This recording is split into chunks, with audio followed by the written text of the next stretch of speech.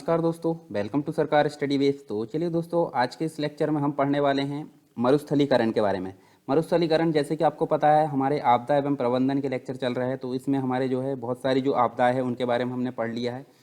अब हमारा जो है मरुस्थलीकरण, अर्थात हम बोल सकते हैं इंग्लिश में इसको डेजर्टिफिकेशन बोलते हैं। डेजर्टिफिकेशन मतलब मरुस्थल को डेजर्ट बोला जाता है और मरुस्थलीकरण को डेजर्टिफिकेशन बोला जाता है। तो इसके बारे में हम यहाँ पर पढ़ने वाले हैं। मरुस्थल क्या होता है उसके पहले देखते हैं। देखिए, बहुत सारी चीज़ें हमको इसमें जानने को मिलेगी। मतलब हम अगर बोलें मरुस्थल की बात करें या मरुस्थलीकरण की, तो मरुस्थलीकरण एक ऐसी प्रक्रिया मानी जाती है जो कि शुष्क, अर्ध शुष्क और अल्प वर्षा के कारण यहाँ पे जो क्षेत्र है उसके कारण उत्पन्न होती है। यानी कि जिसमें प्राकृतिक क्रियाओं एवं मानवीय जो क्रिया होती है दोनों ही इसमें महत्वपूर्ण भूमिका निभाती है।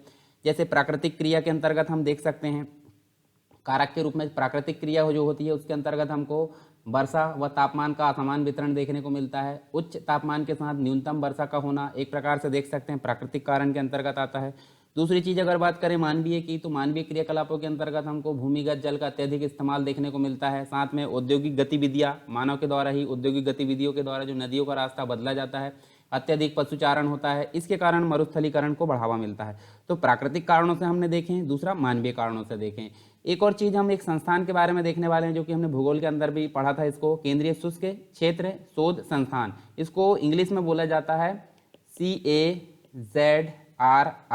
मतलब हम बोल सकते हैं इसको केजरी बोल सकते हैं, एक प्रकार से central arid zone research institute इसको बोला जाता है, या फिर हम बोल सकते हैं केंद्रीय शुष्क क्षेत्र शोध संस्थान इसको बोला जाता है। इसके अनुसार अगर बात करें हम, तो मरुस्थलीकरण जो होता है उन सभी प्रक्रमों या कारकों का एक सामूहिक रूप से प्रभाव होता है जिसके कारण किसी विशेष जो पारिस्थितिक तंत्र होता है उसमें मूलभूत बदलाव आते हैं। और अमरुस्थलीकरण जो क्षेत्र होता है, मतलब जहाँ पे मरुस्थल नहीं है, उस क्षेत्र में मरुस्थल में परिवर्तित होने लगता है वो, और मतलब जो अमरुस्थलीय क्षेत्र है वो मरुस्थल में परिवर्तित होने लगता है। इसके कारण यह जो है जलवायु एवं जैविक तत्वों की क्रियाकलाप या प्रतिक्रिया का परिणाम होता है। दूसरे शब्दों में अगर हम बोलें तो किसी मरुस्थल के आसपास का जो गैर मरुस्थलीय क्षेत्र होता है उसका जो होता है मरुस्थल के रूप में विस्तार अगर हो रहा है, तो उस स्थिति को हम क्या बोलेंगे, उस स्थिति को मरुस्थल की संज्ञा यहाँ पे दे सकते हैं। मान लीजिए ये क्षेत्र आपका मरुस्थल है और ये जो बाकी का क्षेत्र है आसपास का वो मरुस्थल नहीं है, परंतु यहाँ का जो मरुस्थल भाग है वो धीरे धीरे आसपास विस्तार कर रहा है।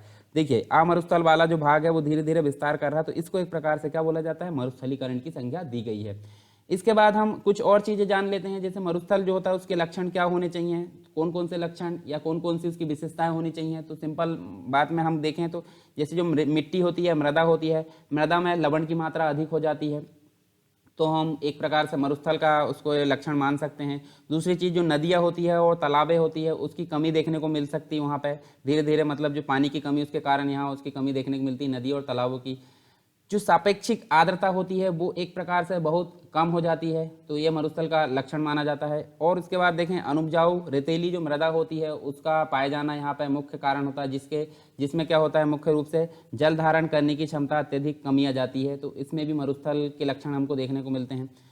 मरुस्थली जो दशाएं होती है उसके साथ अनुकूलित नहीं होने पर जो है स्थानीय जो वनस्पतियां होती है उनके जीवन काल का जो है एक प्रकार से वो अधिक समय तक नहीं जीती, अर्थात हम बोल सकते हैं जीवन काल उनका कम हो जाता है, जो भी वनस्पति मरुस्थल क्षेत्र में होती है। मृदा का जो अपर्दन है उसमें अत्यधिक वृद्धि हो जाती है, तो ये भी एक प्रकार से मरुस्थल का लक्षण माना जाता है। इसके बाद अगर देखें हम, कुछ कारण देखने को मिलते हैं मरुस्थल के, तो मरुस्थल के कारण में हमको बहुत सारी चीज़ें देखने को मिलती है, जैसे कि दिन और रात के जो अत्यधिक जो ताप है, ताप का अत्यधिक तापीय अंतर देखने को मिलता है, यानी कि दिन में आपको अत्यधिक ताप देखने को मिलेगा और रात में अत्यधिक एक प्रकार से ठंडे देखने को मिलेगी। सर्दी जैसा जो मौसम होता है वो देखने को मिलेगा। तो इन दिनों में काफ़ी अंतर देखने को मिलता है दिन और रात के ताप में। भूपटल पर चट्टानें टूट जाती है जिससे उत्पन्न होने जो रेत के कण हैं वो हवाओं के कारण उड़ा लिए जाते हैं वहाँ से। इसके बाद अगर देखें तो अधिक वाष्पीकरण होता है, साथ में वर्षा की मात्रा कम होती है, मतलब वर्षा जितनी हो रही है उससे ज़्यादा वाष्पीकरण यहाँ देखने को मिलता है, इस कारण यहाँ पे मरुस्थलीकरण देखने को मिल जाता है। ठीक है। और यहाँ देखिए, जो हम एक और कारण देखें तो जो वनस्पति है, मतलब एक प्रकार से देखें बढ़ती जनसंख्या का कारण, बढ़ती जनसंख्या उसके कारण हम देख सकते हैं वनस्पति का जो आवरण है उसमें भी कमी देखने को मिल रही है। ठीक है। जो बढ़ती जनसंख्या है उसके कारण वृक्षों की कटाई हो रही है बड़ी मात्रा में, क्योंकि मनुष्य दिन प्रतिदिन वृक्षों को तीव्रता से काट रहा है।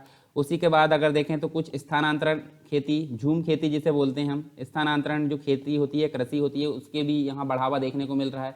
इस कृषि में जब एक जगह की उर्वरता खत्म हो जाती है तो मनुष्य दूसरी जगह वृक्षों को काटकर अपनी जो है खेती का कार्य इस प्रकार से करते जाता है। तो ये भी मुख्य कारक के रूप में माना जाता है एक प्रकार से कृषि का, मतलब जो मरुस्थलीकरण उसका। वनस्पति हमने देखे, वनस्पति आवरण में क्षति के फलस्वरूप वायुमंडल में नमी की मात्रा में कमी हो रही है, अत्यधिक गर्मी यहाँ देखने को मिलती है। ठीक है, अत्यधिक गर्मी हो रही है तो उसके कारण भी हमको इस प्रकार की स्थिति देखने को मिलती है। ठीक है, ये सारी चीज़ हमने यहाँ पे देख लिया है। इसके बाद एक और चीज़ हम यहाँ पे देखते हैं, जैसे अगर मरुस्थल की क्रिया में हम देखें तो पर्यावरण की नमी में एक प्रकार से कमी और पारिस्थितिक तंत्र में परिवर्तन के फलस्वरूप जो शुष्कता है, शुष्क क्षेत्र है, उसका हमको काफ़ी विस्तार देखने को मिलता है। ठीक है, शुष्क क्षेत्र का विस्तार देखने को मिलता है। भारत के अंतर्गत जो राजस्थान है, राजस्थान राज्य, उसमें हम देख सकते हैं थार मरुस्थल आपको देखने को मिलेगा। थार मरुस्थल के पूर्व और उत्तर पूर्व जो सीमावर्ती क्षेत्र है, उत्तर सीमावर्ती क्षेत्र के जो पड़ोसी राज्य है, उसमें कई भागों में मरुस्थलीकरण की समस्या हमको देखने को मिलती है। और मरुस्थलीकरण पर जो है एक प्रकार से एक रिपोर्ट आई थी, फोर्थ जो राष्ट्रीय रिपोर्ट आई थी जो कि 2011 में आई थी।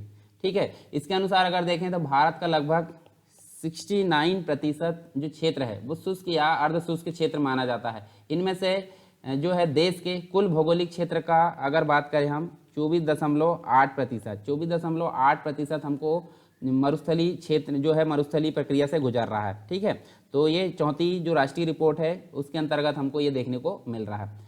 इसके अलावा विश्व की बात करें यानी वर्ल्ड लेवल की बात करें तो वर्ल्ड लेवल में आपको टोटल मिलाकर 35% मरुस्थल देखने को मिलेगा। यूरोप में 2% देखने को मिलेगा, अमेरिका में 19% देखने को मिलेगा, एशिया में 31%, अफ्रीका की अगर बात करें तो 34% देखने को मिलेगा, ऑस्ट्रेलिया में आपको 75%, मतलब जो 35% है उसमें अलग अलग भागों में डिवाइड करके देखा जा सकता है।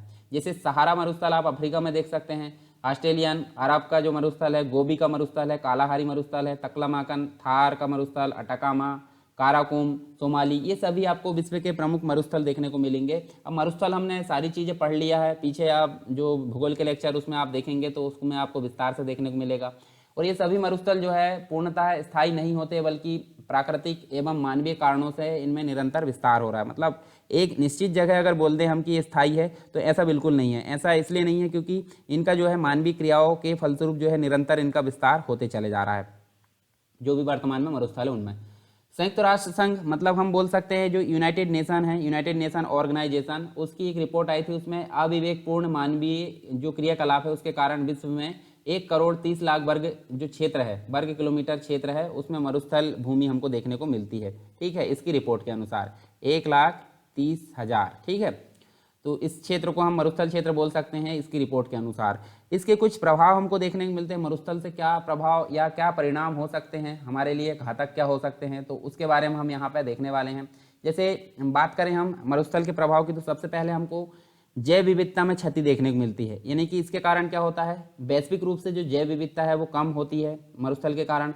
विश्व की जो प्रमुख फसलें हैं, प्रजातियाँ, जैसे कि अगर बात करें हम गेहूँ, ठीक है, इसके बाद अगर बात करें जौ और बाकी जो फसलें जैसे कि मक्का है और कुछ अन्य फसलें आदि के उत्पत्ति केंद्र इससे विशेष रूप से प्रभावित हो रहे हैं। इसके अलावा अगर बात करें बायोमास एवं जो जैव उत्पादकता है उसमें भी काफ़ी क्षति देखने को मिल रही है। पृथ्वी में जो बायोमास है और जैव उत्पादकता, ठीक है, ये इसका क्षति का मुख्य कारक मरुस्थल माना जाता है। साथ ही विश्व के जो ह्यूमस भंडार, ह्यूमस मतलब मृदा की ऊपरी परत जो कि मृदा को उपजाऊ बनाने का काम करती है, तो जो ह्यूमस है विश्व का, ह्यूमस का जो भंडार है उसको भी क्षति पहुंचाता है मरुस्थल। इसके फलस्वरूप सामान्य जो जैव रासायनिक जो एक प्रकार से देखें जैव भू रासायनिक जो विनिमय है वो बाधित होता है, किसके कारण, मरुस्थल के कारण। इसके अलावा स्थल का जो क्षेत्रफल है, मतलब मरुस्थल जो क्षेत्रफल है वो काफ़ी इस प्रकार विस्तार हो रहा है मरुस्थल के कारण। साथ ही स्थल के जो है एल्बिडो उसमें भी वृद्धि होती जा रही है और संभावित एवं वास्तविक जो बाष्पोत्सर्जन है, बाष्पोत्सर्जन मतलब एक प्रकार से जो वाष्प का उत्सर्जन होता है उसमें भी वृद्धि हो रही है, और जिससे धरातलीय ऊर्जा बजट में एक प्रकार से धरातल में संलग्न वायु के तापमान में परिवर्तन होता जा रहा है, और इसी के कारण हवा जो है धूलकण और कार्बन डाइऑक्साइड की मात्रा यहाँ पे बढ़ती नजर आ रही है। यानी कि हवा में क्या है, धूलकण भी बढ़ते नजर आ रहा है और कार्बन डाइऑक्साइड भी यहाँ पे बढ़ती नजर आ रही है। इसके बाद हम देख सकते हैं वैश्विक जो भूमि संपदा है उसको भी काफ़ी क्षति यहाँ पे देखने को मिलती है मरुस्थली के कारण। मतलब ये सबसे बड़ा दुष्प्रभाव माना जाता है मरुस्थल का, जिससे विश्व की जो बढ़ती जनसंख्या है उसके लिए खाद्यान्न की उपलब्धता को सुनिश्चित करने की क्षमता में भी कमी आ रही है। यानी कि जो खाद्यान्न की क्षमता है उसमें भी कमी हमको देखने को मिलती है। परिणाम स्वरूप निर्धनता हमको देखने को मिलती है, भुखमरी देखने को मिलती है, काफ़ी मात्रा में वृद्धि यहाँ पे देखने को मिलती है। साथ ही हम देख सकते हैं इसका और मुख्य जो प्रभाव है, आर्थिक अस्थिरता देखने को मिलती है, राजनीतिक असंतोष देखने को मिलता है मरुस्थलीकरण के कारण, क्योंकि ऐसे क्षेत्र में भूमि एवं जल संसाधन की कमी देखने को मिलती है। परिणाम स्वरूप आश्रय और पोषण की तलाश में लोग बाग जो है पलायन कर रहे हैं एक जगह से दूसरी जगह, तो हमको आर्थिक अस्थिरता और राजनीतिक असंतोष भी देखने को मिल रहा है। फिर देखें अधिवास की जो है अर्थव्यवस्था पर दबाव देखने को मिल रहा है। जो मरुस्थल है, मरुस्थल की वृद्धि के कारण मरुस्थलों की सीमा के बाहर ये जो है अधिवास और अर्थव्यवस्था पर दबाव देखने को मिल रहा है, क्योंकि लोग अपने भोजन और अन्य जरूरतों की तलाश में वहीं आकर इकट्ठे हो जाते हैं। यह पर्यावरणीय शरणार्थी समस्या को भी जन्म दे रहा है। तो हम सिंपल बोल सकते हैं ये आपको कुछ प्रभाव देखने को मिले, काफ़ी घातक देखने को मिले। जो आपदा है, अन्य आपदा, उसी के फलस्वरूप हमने मरुस्थल के बारे में भी देखें तो इसमें भी हमको घातक परिणाम देखने को मिलते हैं। मरुस्थलीकरण के कारण विश्व में लगभग 42 बिलियन डॉलर की जो वित्तीय क्षति है, 42 बिलियन डॉलर की जो वित्तीय क्षति है, वार्षिक वित्तीय क्षति, ये भी हमको देखने को मिलती है। यदि इसमें अगर देखें सामाजिक एवं अप्रत्यक्ष लागतों को भी जोड़ दिया जाते तो मतलब जो सामाजिक है और अप्रत्यक्ष जो लागत है उनको भी अगर जोड़ दिया जाए तो इसकी जो मात्रा है काफ़ी बढ़ती हुई नजर आती है। तो इतने गंभीर प्रभाव है तो इनकी रोकथाम के लिए कुछ ना कुछ तो प्रयास किए जाने चाहिए। तो मरुस्थलीकरण को रोकथाम के लिए हमारे पास में कुछ प्रयास है, वो हम देख लेते हैं यहाँ पे। जैसे सबसे मुख्य बात तो होती है कि अगर वनों की कटाई की जा रही है तो वनों की कटाई पर यहाँ पे रोक लगाई जाए। ठीक है, मतलब सबसे मुख्य बात जो होती है वनों की कटाई पर रोक लगाई जाए। ठीक है, दूसरी चीज होती है कि जो पारिस्थितिकीय तंत्र होता है, पारिस्थितिकीय तंत्र के अनुरूप यहाँ वृक्ष लगाना चाहिए। मतलब जो पारिस्थितिकी है उसके अनुसार जो वृक्ष उपयोगी है उनको वहाँ पे लगाया जाए। साथ में जो चारागाह है उनका विकास किया जाए। साथ में अगर देखें वायु के मार्ग में वृक्षों की पेटी लगाई जाए तो उसका भी विकास वहाँ किया जाना चाहिए। भूमि का एक प्रकार से संरक्षण भी किया जाना है। साथ में बालू के जो स्तूप है उसका स्थायीकरण किया जाना चाहिए, जिससे क्या होगा, वर्तमान समय में इस प्रकार की जो विधियाँ विकसित कर ली गई है जिससे रेत के टीले का स्थानांतरण रोका जा सकता है। उपलब्ध जो जल है उसका उचित उपयोग किया जाए ताकि जो मरुस्थलीकरण उसमें एक प्रकार से बढ़ावा ना मिल पाए, उस पर रोक लगाई जा सके। जो भूमिगत जल है, वर्षा का जल, उसका उचित उपयोग किया जाना चाहिए। नमी संरक्षण एवं भूमि जो शुष्क कृषि है उसका विकास किया जाना चाहिए। मतलब जो फसलें ज़्यादा नमी को मतलब ज़्यादा पानी को अवशोषित करती है, इस प्रकार की फसलों को ना बोकर कम नमी मतलब कम पानी को अवशोषित करने वाली फसलों को बढ़ावा दिया जाना चाहिए। मरुस्थल की जो सीमा है उसमें हवा की प्रवाह दिशा के लंबवत घने पत्ते वाले जो लंबे वृक्ष हैं उनको लगाना चाहिए। वहाँ जल की बेहतर उपलब्धता कराना चाहिए, इस प्रकार से व्यवस्था की जानी चाहिए। साथ में देखें जल का समुचित उपयोग की बात करें तो जहाँ जल उपलब्ध है वहाँ समुचित उपयोग किया जाना चाहिए ताकि लवणता एवं जो संचयन से जो समस्या है वो उत्पन्न ना हो। इसके अलावा लोगों में इसके प्रति मतलब मरुस्थलीकरण को रोकने के प्रति विभिन्न संचार के माध्यम हो उसके द्वारा जन जागृति पैदा की जानी चाहिए, नहीं लोगों में जागरूकता फैलाना चाहिए। इसके अलावा हम देख सकते हैं राष्ट्रीय जल संभरण विकास कार्यक्रम। तो ये इसकी अगर बात करें तो राजस्थान के अंतर्गत ये देखने को मिलता है हमको, national watershed development programme अर्थात राष्ट्रीय जल संभरण विकास कार्यक्रम। इस पर बल देना चाहिए। जो 7वीं पंचवर्षीय योजना आई थी, 7वीं 5 ईयर प्लान, 7 जो 5 ईयर प्लान है उसके दौरान अगर देखें हम 1986 में ये प्रारंभ हुई थी, जिसके अनुसार 104 वाटर शेड जो है इसके अंतर्गत कार्यान्वित किए गए थे। ठीक है, इसके बाद जो मरुस्थलीकरण है वो तो हमने यहाँ देखे, उसके संबंध में काफ़ी जो है बचाव और उसके कुछ प्रभाव वो हमने देखे। अब इसके बाद हम देखते हैं मानव जनित कुछ आपदाओं के बारे में हम देख लेते हैं। देखिए अभी कुछ प्राकृतिक आपदाओं के बारे में हम पढ़ रहे थे, अब मानव जनित आपदाओं के बारे में पढ़ेंगे। मैन मेड डिजास्टर जिन्हें बोला जाता है। तो मैन मेड डिजास्टर के अंतर्गत क्या क्या आ सकती है, जैसे मान लीजिए औद्योगिक दुर्घटना आ सकती है, भवन का ध्वस्त होना आ सकता है। तो हम देख लेते हैं जैसे मैन मेड जो वायरस आया, मतलब एक प्रकार से जो एक निपाह वायरस आया था उसको हम देख लेते। पहले भारत के अंतर्गत एक केरल में आया था, केरल राज्य में। तो इसमें हम देख सकते हैं जो महामारी इसको बोल सकते हैं एक प्रकार से। तो यहाँ देखिए हमको 20 से ज़्यादा लोगों की मृत्यु यहाँ देखने को मिलती है। जैसे सुअर है, चमगादड़ है और कुछ अन्य जीवों में जल्दी संक्रमित मतलब एक प्रकार संक्रामक रोग था, वायरस था जो जल्दी से यहाँ प्रभावित होता था और उसके पश्चात मनुष्य में भी संपर्क में आने के पास मनुष्य में भी ये फैल जाता था। एक प्रकार की महामारी हम इसको बोल सकते हैं, निपा वायरस जो आया था। ठीक है, अब यहाँ देखें हम इसके संबंध में हमको कुछ मतलब जो है कुछ मानव जनित जो आपदाएं है वो देखने को मिलती है। मतलब प्राकृतिक आपदाओं के अतिरिक्त कुछ ऐसी आपदाएं होती है जिसमें मानव की जो गतिविधि है प्रत्यक्ष रूप से वो जिम्मेदार होती है। इसके अंतर्गत हम देख सकते हैं औद्योगिकी दुर्घटनाएं आती है, ठीक है, जैसे मिथाइल आइसोसाइनाइड जो भोपाल गैस कांड हुआ था, यूनियन कार्बाइड जो कंपनी है उसमें, तो वो भी इसके अंतर्गत देखने को मिलती है। भवन जो एक प्रकार से बिल्डिंग होती है वो यहाँ ध्वस्त हो जाता है, वो एक प्रकार से मानव की जो है एक प्रकार से मानव जनित आपदा के श्रेणी में आता है। अग्निकांड हमको देखने को मिलता है, नाभिकीय संकट, परिवहन दुर्घटनाएं, भगदड़, महामारी जो बीमारी हमने देखे निपा वायरस उस इसके अंतर्गत देख सकते हैं, आतंकवाद, ठीक है।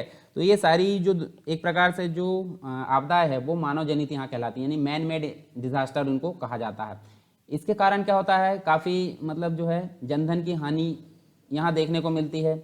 और एक और चीज़ अगर देखें तो यहाँ हम देखिए मानव जनित आपदाओं का कोई निश्चित वर्गीकरण संभव नहीं है, परंतु मानव जो है मानव जनित आपदाओं को सामान्य रूप से हम इन जो प्रकारों में वर्गीकृत कर सकते हैं। तो चलिए यहाँ पे हम सबसे पहले बात कर लेते हैं औद्योगिकी दुर्घटनाओं की। तो एक एक करके यहाँ देखते हैं। सबसे पहले देखिए जो सामान्यतः जो औद्योगिक उत्पादन है उसके प्रत्येक चरण में हमको खतरनाक वस्तुएं और तत्वों का रखरखाव यहाँ शामिल देखने को मिलता है। उनकी हैंडलिंग, उनके जोखिम के खतरे, इनकी संभावना यहाँ पे बनी रहती है। तो जैसे विभिन्न कारखाने हम देख सकते हैं, कारखानों में, मिल में, फैक्ट्री, इसमें सदैव दुर्घटना की जो है संभावना बनी रहती है। उनका प्रकोप, आपदाओं के लिए सुवेद्य क्षेत्र यहाँ शामिल होते हैं। इन दुर्घटनाओं से जनधन की भारी क्षति देखने को मिलती है। जैसे उदाहरण के रूप में हम देख सकते हैं 1984 में यूनियन कार्बाइड कंपनी, जिसके अंतर्गत हम देख सकते हैं, देखिए 2 से 3 दिसंबर 1984 के मध्य रात्रि जो भोपाल गैस कांड है वो यहाँ पे घटित हुआ था। कंपनी कौन सी थी? यूनियन कार्बाइड कंपनी थी, भोपाल में स्थित। यहाँ पे घटना क्या हुई, 40 टन जहरीली गैस का रिसाव हो गया। इसके कारण वातावरण में जहरीली गैस फैल गई। अब कारण क्या था इसका? टैंक था वहाँ पे एक 610 नंबर का, वहाँ जहरीली मिथाइल आइसोसाइनाइड गैस पानी में घुल गई। इसके कारण जो है रासायनिक प्रक्रिया के कारण टैंक में दबाव पैदा हुआ और टैंक खुल गया, ठीक है। तो ये हम देख सकते हैं भोपाल गैस कांड का जो एक प्रकार से आप डेट भी याद रख सकते हैं, पूछा जाता है एग्जाम में। इसके अलावा हम देख सकते हैं जैसे कुछ और चीज़ है, ये लापरवाही के कारण ये देखने को मिली थी, ठीक है। जैसे चास नाला कोयला आपदा 1975 की बात करें तो ये भी औद्योगिकी दुर्घटनाओं में शामिल की जाती है। उसके बाद शिवकारी आतिशबाजी आपदा 2012 की, ये भी एक प्रकार से औद्योगिकी दुर्घटनाओं में शामिल की जाती है। तो ये सारी चीज़ हमने देखे औद्योगिकी दुर्घटनाएं जो कि मैन मेड डिजास्टर अर्थात मानव जनित आपदा की श्रेणी में आती है। इसके अलावा कुछ रासायनिक जोखिमों को दूर करने के लिए यहाँ सुरक्षा उपाय किए गए हैं। मतलब जो औद्योगिकी दुर्घटना है उनको रोकने के लिए कुछ उपाय किए गए हैं। परिवहन में सुरक्षा, बीमा, क्षतिपूर्ति को समाहित करने के लिए कई प्रकार के यहाँ नियम बनाए जा चुके हैं, जैसे कि विस्फोटक अधिनियम 1984 आपको देखने को मिलेगा, मैन मेड डिजास्टर को रोकने के लिए बनाया गया ये पे। इसके बाद हम देखें मतलब जो औद्योगिक दुर्घटना है उसको रोकने के लिए बनाया गया है। पर्यावरण सुरक्षा अधिनियम 1986 बनाया गया है और 91 में इसमें संशोधन किया गया है। कारखाना अधिनियम 1948 आपको देखने को मिलता है। मोटर वाहन अधिनियम 1988 देखने को मिलता है। सार्वजनिक देनदारी बीमा अधिनियम 1991 देखने को मिलता है। पेट्रोलियम अधिनियम 1934 देखने को मिलता है। कीटनाशक अधिनियम 1968, राष्ट्रीय पर्यावरण प्राधिकरण अधिनियम 1995 देखने को मिलता है। इसके अलावा एक और आप देख सकते हैं आपदा प्रबंधन अधिनियम 2005। तो ये मुख्य रूप से अगर देखें तो रासायनिक जो जोखिम है उनको दूर करने के लिए सुरक्षा के संबंध में कुछ उपाय थे, ये वो हमने देखे यहाँ पे। इसके बाद नेक्स्ट जो औद्योगिक मतलब एक प्रकार से मैन मेड डिजास्टर है उसके अंतर्गत हम देख सकते हैं भवन आदि जो है अन्य इससे रिलेटेड जो चीज़ें हैं उनका ध्वस्त होना इसके अंतर्गत शामिल किया जाता है। तो इसमें हम देख सकते हैं इसके अंतर्गत मानव निर्मित जो संरचनाएं होती है, स्थायी जो संरचनाएं होती है, उनका एक प्रकार से जैसे कि अगर देखें बहुमंजिली जो इमारत होती है, मतलब जैसे एक से अधिक मंजिलों की जो इमारत होती है, रिहायशी व व्यावसायिक भवन होते हैं, मतलब जो आवासीय भवन हम बोल सकते हैं, और कुछ व्यावसायिक भवन भी होते हैं। अस्पताल बोल सकते हैं, सिनेमा हॉल, पुल या जो ब्रिज होता है, शिक्षा भवन होते हैं। इन सभी का ध्वस्त होना इसके अंतर्गत शामिल किया जाता है। उदाहरण के लिए हम बोल सकते हैं 2013 में ठाणे अर्थात महाराष्ट्र में जो है 7 मंजिला भवन ध्वस्त हुआ था। इसके अलावा 2013 में ही हमको बांग्लादेश के अंतर्गत एक वाणिज्यिक भवन जो है इसी प्रकार की आपदाओं से ध्वस्त हो गया था। तो ये भी यहाँ पे कुछ उदाहरण देखने को मिलते हैं। संरचनात्मक विफलता के लिए जो है कुछ प्रमुख प्राकृतिक एवं मानवजनित कारकों को इंगित किया जाता है। जैसे अगर बात करें हम कारक की, तो कारक यहाँ पे मुख्य रूप से देखने को मिलता है मेघ का विस्फोट। मेघ मतलब होता है जो बादल होते हैं उनका विस्फोट, मूसलाधार वर्षा होती है, उष्ण कटिबंधीय चक्रवात, टॉर्नेडो हम देख सकते हैं आदि जो है उत्पन्न बाढ़ के कारण भवनों की नींव कमजोर हो जाती है और इसके फलस्वरूप यहाँ पे जो संरचना है वो ध्वस्त हो जाती है। इसके बाद कुछ भू आकृतिक दशाएं होती है, जो भी कारक मतलब जो भी एक प्रकार से प्राकृतिक कारक जो होती है जिम्मेदार होती है यहाँ पर, जैसे धरातलीय विशेषता, स्थलाकृतिक ढाल, भू पदार्थों का कमजोर संगठन, प्रतिकूल अवस्थियाँ जैसे तटीय जो निम्न मैदान होते हैं, बाढ़ मैदान होता है, तीव्र पहाड़ी ढाल, पर्वत होते हैं। तो ये काफ़ी भूआकृतिक दशाएं होती है, जिसके फलस्वरूप क्या होता है, संरचनाओं के ध्वस्त होने का एक प्रकार से प्रमुख कारण इसको माना जाता है। इसके बाद हम देख सकते हैं कुछ भूकंप वाला क्षेत्र होता है, यानी भूकंपीय जो क्षेत्र होता है उसमें निर्मित संरचनाएं भी एक प्रकार से वर्नेबिलिटी के क्षेत्र में आती है, यानी कि कमजोर यहाँ पर साबित होती है। इसके अतिरिक्त खराब जो डिज़ाइन होते हैं, स्थापत्य बनाया जाता है, खराब संरचना बनाई जाती है, वो भी उसमें त्रुटि या उसमें कमी देखने को मिलती है। भवन निर्माण सामग्रियों की गुणवत्ता में कमी, सुरक्षा एवं बचाव के उपाय का अनुपालन न होना, बिल्डिंग कोड और भवनों का रखरखाव या अनुरक्षण में कमी देखने को मिलती है। तो इनकी विफलता के फलस्वरूप भी हमको यहाँ पे जो है जो आपदा है वो देखने को मिलती है। ठीक है, तो ये सारी चीज़ हम यहाँ पे देख सकते हैं। तो यहाँ देखिए हम देख सकते हैं कुछ और चीज़ें, जैसे धारवाड़ जो कि कर्नाटक के अंतर्गत है, 2019 में एक शॉपिंग कॉम्प्लेक्स ध्वस्त हुआ था। ठीक है, और लागोस जो कि नाइजीरिया में है, उसमें वर्ष 2019 में ही एक स्कूल इसी तरह की आपदाओं से ध्वस्त हुआ था। ये भी एक प्रकार से इस प्रकार की आपदाओं में शामिल किए जाते हैं। मतलब जो मानव जनित जो आपदा है, भवन आदि का ध्वस्त होना, इसमें शामिल किया जाता है।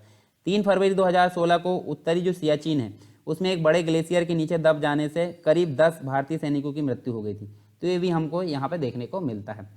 अब जो नेक्स्ट आपदा है उसको अगर बात करें हम, तो यहाँ हमको अग्निकांड देखने को मिलता है। ठीक है, आग लग जाती है, बहुत सारी जो मतलब चीज़ें होती है, प्रक्रिया होती है, उसके फलस्वरूप यहाँ पे आग देखने को मिलती है। जो मानव निर्मित व संरचना होती है उसमें अगर देखें यहाँ, तो अन्य कारणों से यहाँ आग लगना हमको दिखता है। जो दुर्घटना होती है, अग्निकांड आपदा होती है, इसके अंतर्गत मनुष्यों के विभिन्न उपयोग वाले भवन, जिसके अंतर्गत हम देख सकते हैं कार्यालय हो गया, कोई ऑफिस हो गया, सिनेमा हॉल हो गया, शॉपिंग मॉल हो गया, रिहायशी वाणिज्यिक कॉम्प्लेक्स हो गया, धार्मिक शिविर, इसके अलावा कारखाना, मिल आदि जो है अग्निकांड से भारी जनधन की हानि या काफ़ी क्षति यहाँ देखने को मिलती है। ऐसे स्थानों पर जो है ऐसे आगजनी की जो दुर्घटनाएं हैं, मुख्य रूप से अगर देखें तो शॉर्ट सर्किट से देखने को मिलती है। इसके अलावा मशीनों व उपकरणों की खराबी के कारण इस प्रकार की जो है घटना देखने को मिलती है। पावर स्टेशनों का खराब अनुसरण देखने को मिलता है। खराब व पुरानी वायरिंग, इसके कारण आगजनी की घटनाएं देखने को मिलती है। तोड़फोड़, इसके अलावा हम देख सकते हैं आतंकी हमला होता है, उसके कारण सुरक्षा मानकों तथा फायर फाइटिंग जो मैनुअल है उसकी लापरवाही देखने को मिलती है। ठीक है, अग्निशामक का अभाव और फायर टेंडर जो प्रशिक्षित फायरमैन है उसकी पर्याप्त संख्या का अभाव, जल की खराब आपूर्ति। तो ये बहुत सारी चीज़ होती है जिसके कारण अग्निकांड की घटना हमको देखने को मिलती है। उदाहरण के लिए अगर देखें यहाँ पे, तो जो उपहार सिनेमा हॉल था, ठीक है, उपहार सिनेमा हॉल कहाँ पे देखने को मिलता है? उपहार सिनेमा हॉल जहाँ अग्निकांड की घटना देखने को मिलती है 1997 में। ठीक है, और ये कोलकाता में देखने को मिलता है। ठीक है, इसके अलावा जो है ये उपहार तो मतलब उपहार नहीं, ये जो कोलकाता में देखने को मिलता है, कोलकाता में एक बड़ा बाजार नाम की जगह है जहाँ 1999 में हमको क्या देखने को मिलता है? अग्निकांड की घटना देखने को मिलती है। और 2016 में हमको उत्तराखंड राज्य में उप हिमालय क्षेत्र में वनों में लगी आग, एक व्यापक स्तर पर प्राकृतिक संसाधनों की क्षति यहाँ देखने को मिलती है। यहाँ पे इस आग में 8660 एकड़ वन भूमि जो है पूरी तरह नष्ट हो गई आग के कारण। तो ये काफ़ी नुकसानदायक होती है अग्नि जो आपदा होती है, अग्निकांड की जो आपदा। इसके बाद नाभिकीय संकट से संबंधित जो मानव जनित जो आपदा है उसके बारे में अगर देखें, तो जैसे जो परमाणु शक्ति संयंत्र होते हैं उसमें जो रिएक्टर होते हैं, रिएक्टरों में रेडिएशन का रिसाव होता है। उससे संबंधित क्षेत्र में रहने वाले जो मानव हैं उनसे सहित सभी जीवों के लिए वो घातक तथा जानलेवा होते हैं। परमाणु विकिरणों का मनुष्य एवं जो जंतु है उस पर प्रभाव शीघ्र परिलक्षित नहीं होता, परंतु इसका जो प्रभाव है काफ़ी लंबा होता है। इसका प्रभाव कोयला, पनबिजली तथा प्राकृतिक गैस आधारित जो संयंत्र है उसके संयंत्रों की तुलना में अधिक लंबी अवधि तक रहता है। और जहां कहीं भी परमाणु जो ऊर्जा संयंत्र है उनकी दुर्घटना घटित होती है वे सुरक्षा उपायों के अभाव में अथवा परमाणु आपदा से निपटने में अक्षमता या लापरवाही के कारण हुई है। जैसे कि अगर बात करें हम, यूक्रेन में चेर्नोबिल नाम का जो परमाणु ऊर्जा संयंत्र है 1986 में एक आपदा आई थी वहाँ पर। उसी के अलावा जापान में अगर देखें, जापान में जो दाइची फुकुशिमा परमाणु संयंत्र है जिसके बारे में हमने पहले भी पढ़ा है, तो इसमें भी हमको एक प्रकार से 2011 में आपदा देखने को मिलेगी इसी प्रकार की। तो ये काफ़ी उदाहरण हमको देखने को मिलते हैं। कुछ कारण हो सकते हैं इस प्रकार की घटना के, तो उन कारणों को हम देख लेते हैं। जैसे युद्ध के समय जो परमाणु अस्त्र है उनका प्रयोग करने के दौरान इस प्रकार की घटना देखने को मिलती है, आपदा देखने को मिलती है। साथ में परमाणु जो शक्ति संयंत्र है, परमाणु अपशिष्ट के निस्तारण है स्थलों पर तथा परमाणु अस्त्रों के अनुरक्षण के समय विकिरण का जो रिसाव होता है उसके द्वारा इस प्रकार की घटना देखने को मिलती है। इसके अलावा रक्षा प्रतिरक्षा उद्देश्यों हेतु जो परमाणु अस्त्र है उनके परिवहन एवं भंडारण के दौरान जो दुर्घटना होती है, दुर्घटना के समय विकिरण का रिसाव होता है, उस समय हम नाभिकीय संकट देखने को मिलता है।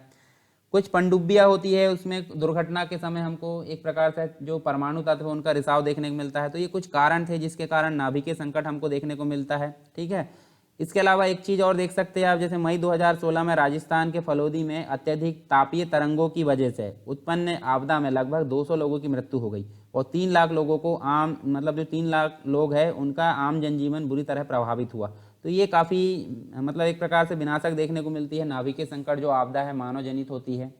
इसके अलावा कुछ होती है, एक चीज़ देख लेते हैं हम, उसके बाद हम देखेंगे परिवहन दुर्घटना। जैसे चेन्नई तेल रिसाव की अगर बात करें तो चेन्नई तेल रिसाव आपको देखने को मिलता है 28 जनवरी 2017 को। यहाँ कामराजनगर जो है, कामराज नगर समुद्र तट एन्नौर तमिलनाडु के अंतर्गत, इसके निकट जो है 2 मालवाहक जहाज़ों की टक्कर से एक जहाज में लदा पेट्रोलियम ल्यूब्रिकेंट POL जिसे बोलते हैं उसका बड़े स्तर पर रिसाव हुआ और ये समुद्री जीव जंतु एवं पर्यावरण को गंभीर हानि यहाँ पहुँचाने वाली घटना थी। इसके अंतर्गत परमाणु प्रकोप व आपदाएं निम्न कारणों से उत्पन्न हुई हम देख सकते हैं। देखिए अभी हमने जैसे देखे परमाणु अस्त्रों के प्रयोग से, परमाणु शक्ति संयंत्रों जो अवशिष्ट होते हैं उसके निस्तारण के फलस्वरूप, रक्षा प्रतिरक्षा के उद्देश्य, परमाणु अस्त्रों के बारे में हम देख सकते हैं, उनके भंडारण से संबंधित दुर्घटना, परमाणु पनडुब्बियों में जो तत्व के रिसाव होते हैं उसके कारण ये घटना देखने को मिलती है, जो कि हमने अभी देख चुके हैं। चलिए परिवहन दुर्घटनाएं देखते हैं। तो परिवहन दुर्घटना की अगर बात करें हम यहाँ पे, तो देखिए परिवहन दुर्घटना जिसके अंतर्गत हम देख सकते हैं स्वचालित जो वाहन होते हैं, रेल मतलब जो ट्रेन होती है, जलयान होते हैं। ठीक है, इसके अलावा देखें तो इनके संचालन से जो है मानव द्वारा ये उत्पन्न होती है और जो दुर्घटनाएं होती है उनमें जनजीवन एक प्रकार से काफ़ी अस्त व्यस्त हो जाता है, जन हानि होती है, इनकी सदैव आशंका भी बनी रहती है, व्यापक आर्थिक क्षति भी होती है।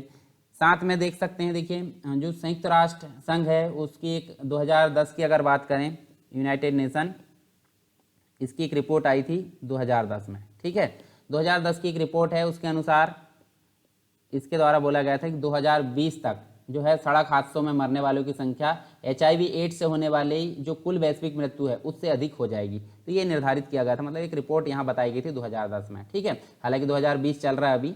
ठीक, परिवहन के साधनों के आधार पर जो परिवहन आपदा है उनको हम देख सकते हैं अलग अलग श्रेणियों में यहाँ विभाजित किया गया है। तो हम देख सकते हैं प्राकृतिक कारक यहाँ देखने को मिल सकता है। ठीक है, तो ये हम देख सकते हैं यहाँ देखिए कुछ कारक जिम्मेदार होते हैं, अलग अलग श्रेणियों में विभाजन, उसको हम पहले बाद में देखेंगे। कुछ मानवीय कारक होते हैं और कुछ सड़क दुर्घटना आपदा यहाँ हम देख सकते हैं। तो देखिए प्रत्येक प्रकार की जो परिवहन आपदा है उसमें भिन्न भिन्न कारण हो सकते हैं, फिर भी सभी प्रकार की जो परिवहन आपदा है उसके लिए कुछ सामान्य हम देख सकते हैं। जैसे प्राकृतिक कारक की बात करें तो जो धरातल होता है, धरातलीय प्रकृति व प्रकार तथा मौसम संबंधी जो दशाएं होती है, जैसे वायुमंडलीय तूफान आते हैं। ठीक है, तूफान हमको देखने को मिलते हैं। इसके अलावा हम देख सकते हैं धूल भरी जो आंधी आती है। इसके अलावा आकाश से जो बिजली गिरती है, कोहरा आता है, दृश्यता की कमी, पाला, ये सभी प्राकृतिक कारक माने जाते हैं परिवहन संबंधी दुर्घटनाओं के लिए। कुछ मानवीय कारक होते हैं। मानवीय कारक जैसे कि अगर बात करें तकनीकी खराबी, तकनीकी खराबी में हम बोल सकते हैं एक प्रकार से तकनीकी खराबी जो यांत्रिक और तकनीकी खराबी है, ब्रेक का खराब होना, इंजन का खराब होना, वाहन की अन्य जो क्रियाकलाप है उनका विफल होना, मानवीय गलतियाँ, चालकों की स्वास्थ्य एवं मानसिक दशा जैसे थकान है, नशा, तनाव, इसके फलस्वरूप वो गाड़ी चलाते हैं। तो इस संबंधी जो घटनाएं होती है वो मानवीय कारक यहाँ पे माने जाते हैं परिवहन संबंधी दुर्घटना के।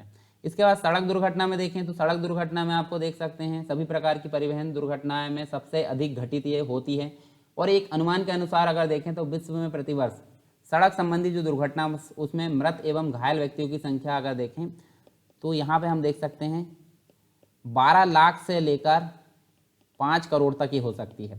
और सामान्य रूप से सड़क दुर्घटना के प्रमुख कारक क्या क्या हो सकते हैं? चालक की आयु, मतलब जो है चलाने लायक नहीं है वाहन, नशा करने की उसकी आदत, चालक का जो व्यवहार है, चालक की दृष्टि है, श्रवण क्षमता है, चालक की मानसिक दशा है, चालक के निर्णय लेने की क्षमता है, उसकी प्रतिक्रिया, गति, वाहन का खराब रखरखाव, यांत्रिकी खराबी, सड़क की स्थिति, मौसम एवं जलवायु, ये सभी सड़क दुर्घटना के मुख्य कारक यहाँ पे माने जाते हैं। नॉर्मली आप समझ सकते हैं सड़क दुर्घटना के कारक। उसके बाद सड़क दुर्घटना से संबंधित हम कुछ चीज़ें और यहाँ देख लेते हैं, जैसे कि सड़क दुर्घटना में जो है सभी प्रकार के परिवहन दुर्घटनाओं में अगर देखें तो ये सबसे अधिक घटित होती है। और यहाँ देखिए मतलब एक प्रकार से देखें विश्व भर में प्रतिवर्ष सड़क दुर्घटनाओं में मृत एवं घायल व्यक्तियों की संख्या देख सकते हैं हम, देखिए कितनी है, 1 लाख, मतलब यहाँ पे देखिए 12 लाख है, 12 लाख से लेकर 5 करोड़ हम देख सकते हैं, जो कि हमने पीछे भी यहाँ पे देख लिया है। ठीक है, इसके अलावा कुछ सड़क दुर्घटना के प्रमुख कारक जैसे कि हमने अभी देखे हैं, ये आप डिटेल में यहाँ देख सकते हैं। चालक की आयु, चालक का व्यवहार, श्रवण क्षमता, यांत्रिक खराबी, चालक की प्रतिक्रिया, मौसम एवं जलवायु, वाहन का खराब रखरखाव, धरातल की विशेषता, इसके अलावा चालक के निर्णय लेने की क्षमता, नशा करने की आदत, चालक की दृष्टि, चालक की मानसिक दशा और सड़क की स्थिति, ये सभी है सड़क दुर्घटना के प्रमुख कारक। इसके अलावा हम देखने वाले हैं अब नेक्स्ट जो है हमारा रेल दुर्घटना। रेल मतलब होता है ट्रेन की दुर्घटना, ठीक है, ट्रेन की आपदा जिसे हम बोलते हैं। तो इसके अंतर्गत अगर देखें, यहाँ देखें परिवहन आपदाओं में सड़क आपदा के बाद जो है इसी का नंबर आता है, यानी सेकंड नंबर पर जो है ये घातक होती है, गंभीर होती है। इससे जनजीवन काफ़ी भारी तरह जो है क्षति होती है, अस्त व्यस्त हो जाता है। इसके अतिरिक्त गंभीर चोटों के कारण पीड़ित व्यक्ति शारीरिक एवं मानसिक रूप से अक्षम हो जाते हैं। जैसे उदाहरण के लिए हम देख सकते हैं जो 2014 में मई में कोंकण रूट आया था, कोंकण रेलवे जो है, कोंकण रूट पर जो दिवा सामंतवादी पैसेंजर है, ट्रेन के पटरी से उतर जाने के कारण हादसा हुआ था। तो यहाँ पे जो 18 यात्री है उनकी मौत हो गई थी, 120 से अधिक घायल हो गए थे। इसके अलावा आंध्र प्रदेश में भी हम देख सकते हैं, अनंतपुर जिले में बेंगलुरु नांदेड़ एक्सप्रेस के एयर कंडीशनर कोच में आग लग गई थी, जिससे क्या हुआ था 26 यात्रियों की यहाँ मौत हो गई थी और कई लोग झुलस भी गए थे। इसी के फलस्वरूप अगर देखें तो यहाँ पे देखिए रेल दुर्घटना में हमको 28 दिसंबर 2016 को अजमेर सियालदह एक्सप्रेस रेल दुर्घटना में, 10 नवंबर 2016 को कानपुर रेलवे लाइन के क्षतिग्रस्त हो जाने से इंदौर पटना एक्सप्रेस रेल दुर्घटना में करीब 150 लोगों की मृत्यु हो गई थी, और ये मानवीय लापरवाही के कारण उत्पन्न हुई आपदा का उदाहरण है।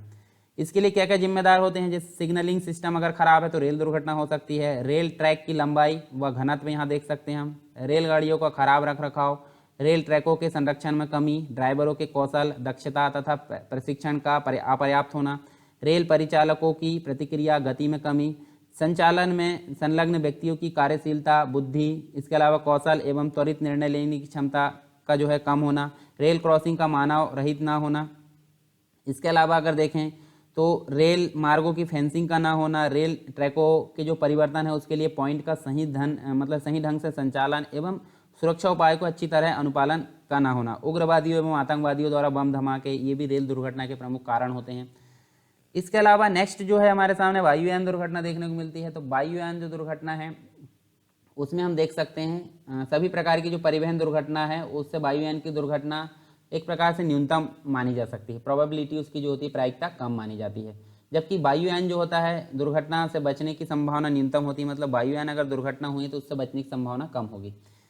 और जो नागरिक उड्डयन व अंतर्राष्ट्रीय कन्वेंशन है उसके द्वारा विमान दुर्घटनाओं को एक प्रकार से विमान के संचालन से जुड़ी घटना के रूप में परिभाषित किया है, जिसमें मृत्यु का चोट का कारण क्रैश, भिड़ंत, तोड़फोड़ या दुर्घटना आदि शामिल होती है। जैसे अगर बात करें हम 17 जुलाई की, तो 17 जुलाई 2014 को एक बड़ा विमान हादसा हुआ। तब अगर देखें हम तो एम्स्टर्डम से कुआलालंपुर की यात्रा कर रही थी, ये जो एक प्रकार से फ्लाइट थी, मलेशिया एयरलाइंस का विमान था। और यहाँ अगर देखें MH17 रूस यूक्रेन की सीमा से निकट दुर्घटनाग्रस्त हो गया था। इस हादसे से विमान में सवार जो सभी एक प्रकार से यात्री थे, 283 यात्री एवं चालक दल की यहाँ पे मृत्यु हो गई थी। इसी प्रकार ईरान का एक यात्री विमान है जो कि 2014 में ही ईरान का, ठीक है, तो ये भी हवाई अड्डे से उड़ान भरने के कुछ मिनटों के पश्चात दुर्घटनाग्रस्त हो गया और इस हादसे में चालक दल सहित सभी यात्री मारे गए थे। तो इसके कुछ जिम्मेदार कारक होते हैं, जैसे अनियंत्रित डीकम्प्रेशन होता है। इसके बाद अगर देखें पायलट की त्रुटि, हवाई जहाज के तेल टैंक में विस्फोट, 2 हवाई जहाज़ों का आकाश में टकराना, वायुयान की संरचनात्मक विफलता, हवाई अड्डे पर हवाई पट्टियों की दुर्घटनाएं, इसके अलावा तकनीकी विफलता या खराब मौसम के कारण वायुयानों का पर्वतीय श्रेणियों से टकराकर क्रैश होना, मिसाइल हमले में हवाई जहाज का दुर्घटनाग्रस्त होना, आतंकवादी गतिविधियां जो होती है आतंकी द्वारा विमानों को हाईजैक करके उसे नष्ट कर देना, ये सभी घटनाएं मतलब जो कारक होते हैं वायुयान दुर्घटना के मुख्य कारक यहाँ पे माने जाते हैं। इसके अलावा कुछ सागरीय घटनाएं होती है, सागरीय यातायात आपदा होती है। तो इसमें हम देख सकते हैं सागर के अंतर्गत जैसे मालवाहक जलयान है, जो जहाज होते हैं समुद्री जहाज, ठीक है, समुद्री जहाज़ों में अगर देखें तो सवारी जलयान, मालवाहक जहाज, मछली पकड़ने के लिए ट्रॉलर होते हैं आदि विभिन्न कारणों से होने वाली जो दुर्घटना है उसके कारण काफ़ी जनधन की हानि होती है। साथ ही पर्यावरण प्रदूषित होने का यहाँ पे खतरा होता है। सागरीय जीवों को तेल स्लिक जो प्रदूषण है उससे क्षति पहुँचती है। उदाहरण के लिए हम बोल सकते हैं 2014 में एक घटना देखने को मिली जहाँ पे दक्षिणी सूडान की बात करते हैं। तो दक्षिणी सूडान में एक श्वेत नील नदी में एक नाव के पलटने से 200 से ज़्यादा लोग यहाँ डूब गए। और इसी प्रकार अंडमान व निकोबार द्वीप समूह के निकट बंगाल की खाड़ी में भी एक नाव डूब गई थी जहाँ पे 21 पर्यटकों की मौत हो गई थी। तो ये दोनों हादसे जो है इनका मुख्य कारण नाव की क्षमता में जो है उससे अधिक लोगों को वहाँ बैठ जाना, एक प्रकार से ये माना जाता है। इसके कुछ प्रमुख कारक हम देख लेते हैं जो जिम्मेदार है, जैसे तकनीकी एवं संरचनात्मक विफलता हम बोल सकते हैं, प्रवाल भित्ति और जो हिमानियाँ होती है उससे जलयानों का टकराना, विस्फोटक जो होते हैं उससे धमाका, सवारी जलयान तथा तेलवाहक टैंकों के बीच टक्कर, वायुमंडलीय तूफान जैसे कि हैरिकेन है, टाइफून है, चक्रवात आदि जो मतलब जो जलयान है वो फंसकर वहाँ डूब जाते हैं। अग्निकांड जैसी व्यवस्थाएं मतलब जो है घटना देख सकते हैं, नौचालकों की त्रुटि, समुद्री लुटेरों का हमला, आतंकियों के हमले, ये आदि यहाँ पे शामिल किए जाते हैं। इसके बाद नेक्स्ट जो आपदा है वो हमारे सामने, अभी तो हमने परिवहन आपदा देखे, अब देख रहे हैं भगदड़। ठीक है, भगदड़ क्या होती है? जैसे मान लीजिए कहीं बहुत ज़्यादा भीड़ है और वहाँ पे कुछ शरारती तत्वों के द्वारा क्या कर दिया गया है, एक अफवाह फैला दी गई है। अफवाह फैला देने के कारण मतलब बम है या फिर कुछ अफवाह फैला देने के कारण भगदड़ मच जाती है। तो भगदड़ के फलस्वरूप काफ़ी लोग वहाँ पे गंभीर रूप से घायल भी हो जाते हैं और कुछ लोगों की वहाँ पर मृत्यु भी हो जाती है। तो यहाँ पे अगर बात करें शरारती और जो असामाजिक जो तत्व है उनके द्वारा इस प्रकार की हरकत देखने को मिलती है जिसके कारण ये घटना घटित होती है और परिणाम स्वरूप भगदड़ में एक प्रकार से दम घुटने, सिर एवं सीने पर चोट लगने, दब जाने के कारण लोगों की मृत्यु हो जाती है। ठीक है, इस तरह की जो स्थितियाँ प्राय क्षमता से अधिक भीड़ जुटने के कारण जो वाले क्षेत्र है उसमें देखने को मिलती है। जैसे धार्मिक स्थल है, त्यौहार है, मेला है, खेलकूद से आयोजन संबंधी जो स्थल है, विभिन्न प्रकार की रैली है, मतलब बहुत व्यस्त जो बाजार होते हैं, मार्केट होते हैं, उसमें इस प्रकार की घटनाएं देखने को मिलती है जिसमें सैकड़ों लोगों की मृत्यु हो जाती है। इसी के संबंध में 2 अक्टूबर 2014 को हमको एक घटना देखने को मिलती है पटना बिहार के अंतर्गत जो गांधी मैदान है उसमें रावण दहन के अवसर पर भगदड़ मचने से यहाँ पे 33 लोग मारे गए। ठीक है, और सैकड़ों लोग यहाँ पे घायल हो गए। ये मुख्य रूप से एक प्रकार से प्रशासनिक लापरवाही हम इसको बोल सकते हैं, यानी प्रशासनिक लापरवाही का एक उदाहरण होता है। ठीक है, जो कि मतलब जो प्रबंधन नहीं होता है भीड़ का, उसके कारण लापरवाही देखने को मिलती है। इसके अलावा 2014 की बात करें, 2014 में हमको सतना अर्थात मध्य प्रदेश में चित्रकूट स्थान पर जो एक प्रकार से कामतगिरी पर्वत है उसमें परिक्रमा के दौरान भगदड़ मची जिसके कारण 10 लोगों की यहाँ मृत्यु हो गई और 60 से अधिक लोग यहाँ पे घायल हो गए। इसी प्रकार अगर देखें तो अक्टूबर 2013 में हमको दतिया अर्थात जो मध्य प्रदेश है उसमें मंदिर है उसमें भगदड़ मचने के कारण 115 लोगों की मृत्यु देखने को मिलती है और बहुत से लोग यहाँ पर घायल हो जाते हैं। भीड़ भाड़ अगर बात करें हम तो जो भीड़ है, भगदड़ है, उसकी आपदा की आशंका हमेशा बनी रहती है और इसकी प्रायिकता या प्रोबेबिलिटी जो है न्यूनतम होती है क्योंकि यह पूर्व कथनीय नहीं होती है। अतः जो भीड़ है, भगदड़ है, आपदा से बचने का एकमात्र तरीका है उसकी आशंका का आकलन करना, विषम परिस्थितियों में भीड़ का प्रबंधन सुनिश्चित करना। इसके लिए आयोजनों के पूर्व सावधानी बरतना चाहिए। क्षमता से अधिक भीड़ वाले जो क्षेत्र है उसमें सभी प्रकार के आवश्यक जो उपाय है, साधन है, उनका प्रबंधन करना ही काफ़ी श्रेष्ठ माना जाता है। देखिए यहाँ ये हमने देखे थे, देखिए इस प्रकार की जो यहाँ भीड़ जुटने वाली जो जगह है वो हमने यहाँ पे देख ली। इस प्रकार की जो स्थान है यहाँ पे हमको भीड़ भाड़ या भगदड़ वाला जो घटना है, आपदा है, वो देखने को मिलती है। चलिए अब देख लेते हैं नेक्स्ट जो आपदा हमारे सामने महामारी। तो महामारी जो होती है, महामारी मतलब किसी प्रकार का वायरस आ गया। जैसे आज की डेट में अगर देखें हम तो हमारे सामने जो है कोरोना वायरस जो है सबसे बड़ी महामारी देखने को मिली है। ठीक है, तो ये भी एक प्रकार की मानवजनित घटना होती है, मानवजनित आपदा इसको बोला जाता है। तो कोरोना वायरस, उसी प्रकार हम देखें निपा वायरस आया था, ठीक है, इबोला वायरस आया था, तो ये काफ़ी मात्रा में हमको महामारी देखने को मिलती है। तो इबोला वायरस की अगर बात करें तो पश्चिमी अफ्रीका देश में ये देखने को मिलती है, मतलब वहाँ से स्टार्ट हुई थी, अफ्रीकी देश में ये बीमारी फैली थी और भयंकर महामारी का रूप उसने धारण कर लिया। जो विश्व स्वास्थ्य संगठन है WHO की अगर बात करें, WHO के नवीन आंकड़ों के अनुसार जो है साल के शुरू में जो पश्चिमी अफ्रीकी देश उसमें इबोला फैला और वहाँ अगर देखें तो उसमें लगभग हमको 4500 व्यक्ति की मृत्यु देखने को मिली। अब यहाँ जो कोरोना है, कोरोना के कारण तो हमको बहुत सारे जो व्यक्ति उनकी मृत्यु देखने को मिलती है। तो WHO का मानना है कि जो इबोला से निपटने के लिए अंतर्राष्ट्रीय स्तर पर कोई ठोस प्रयास नहीं किए गए थे। ठीक है, जो विश्व समुदाय को एक प्रकार से इसके गंभीर दुष्परिणाम भुगतने पड़े। विश्व स्वास्थ्य संगठन ने जो एक प्रकार से इबोला है उसको एक अंतर्राष्ट्रीय आपदा घोषित कर दे, जैसे कि नोवेल कोरोना वायरस हम बोलते हैं अभी अंतर्राष्ट्रीय आपदा, ये भी एक प्रकार की है। इसी प्रकार इबोला को भी अंतर्राष्ट्रीय आपदा घोषित किया गया था। यह महामारी इस तथ्य से भी भयावह हो जाती है कि इबोला वायरस से संक्रमित जो 90% व्यक्ति है उनकी मृत्यु हो जाती थी। इसके उपचार हेतु अभी तक कोई कारगर प्रयास नहीं किए गए हैं। हालांकि जो कोरोना है, वर्तमान में कोरोना से भी काफ़ी लोगों की मृत्यु हुई है, काफ़ी लोग स्वस्थ भी हुए हैं। अब इबोला से घातक नहीं है ये, परंतु डर एक प्रकार से बना हुआ है और इसकी वैक्सीन बनाने के भी प्रयास यहाँ पे किया जा रहा है।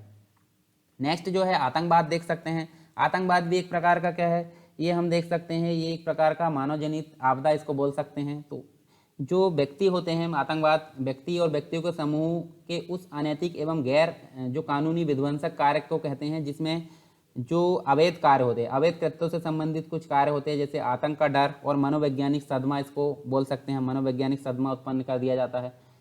सामूहिक नरसंहार हम बोल सकते हैं, सामूहिक नरसंहार तथा विनाश के हथियारों के प्रयोग द्वारा जो निहत्थे एवं निर्दोष नागरिक है, सैनिक है, ठीक है, सैनिकों की हत्या यहाँ पे की जाती है, कुछ संपत्तियों को नष्ट कर दिया जाता है। इसके अलावा जो देश व समाज में अस्थिरता फैलाई जाती है। तो इस प्रकार के जो कारण है वो एक प्रकार से जो कृत्य है वो आतंकवाद के अंतर्गत देखने को मिलते हैं।